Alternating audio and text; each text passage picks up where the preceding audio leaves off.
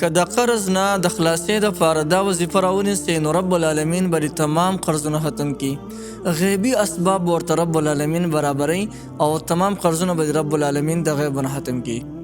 زموږ عزتمندو، نن درته یو داسې زبردسته وظیفه ښیمه که په چا باندې هر څومره قرضي او دی د قرضونو د لاسه ډېر سخت پریشانه دی او دا وظیفه راونیسي نو انشاءالله د دې وظیفې په برکت باندې به رب العالمین تمام قرضونه ختم کړي. چاهے که د ده قرضونه د غرونو برابر ولې نه وي، داسې قرضونه چې د ده دا سټې بالکل راګیر کړی وي، لیکن که دی خو هم دا وظیفه شروع وکړي نو رب العالمین به غیبي طور سره تمام قرضونه ختم کړي. عزتمندو، کله کله په انسان باندې سخت حالات راشي او دی وی یاره انشاءالله په دغه سره غرض سره وکړي قرضونه چې انشاءالله حالات به راشي، وخت به راشي او تمام قرضونه به زموږ ختم شي، دا ټول قرضونه به ختم کم. لیکن یو ورځ د بلې نه بدتري، بله ورځ د بلې نه بدتري، بلې د بلې نه بدتره، کومه ورځ راځي هغه د بلې نه بدتري. دې وجې نه په انسان باندې یو لوی غر جمع شي د قرضونو، بیا د هغې د لاسه د انسان ډېر سخت پریشانه وي او دې حالت ته ورسي چې د کور نه بهر ته خو هم نشي وتلی.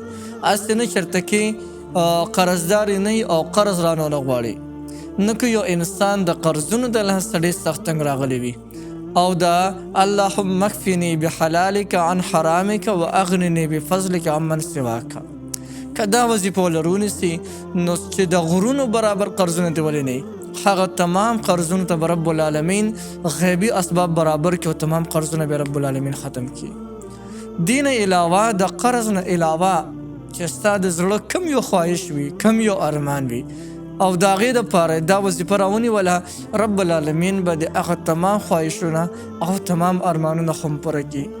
دې کې رب العالمین یو ډېر لوی باور ښودلی او د دې فضایل او برکاتو نه هغه کسان خبر دي چا چې دا وظیفې کړي دي. د محترمو راځي وظیفه خو اسانه ده او د وظیفې کولو طریقه هم انتهایی اسانه ده. وظیفه دا ده اللهم اکفني بحلالک عن حرامک واغنني بفضلک عمن سواک.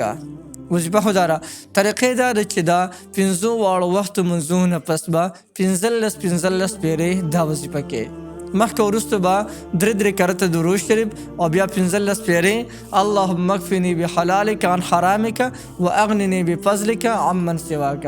دا وظیفه تاسو چې دی پابندۍ سره کوي انشاءالله چې ان قریب به رب العالمین ستاسو قرضونو ته غیبي اسباب برابر کړي او تمام قرضونه به ستاسو رب العالمین ختم کړي. نو محترمو، یو ډېره زیاته مبارکه او پاورفل وظیفه مې درته وښوله. بالکل دا وظیفه تاسو کولی شئ. د دې وظیفې تاسو ته مکمل اجازت دی، هر څوک د دې وظیفې نه مکمل فایده اخیستلی شي.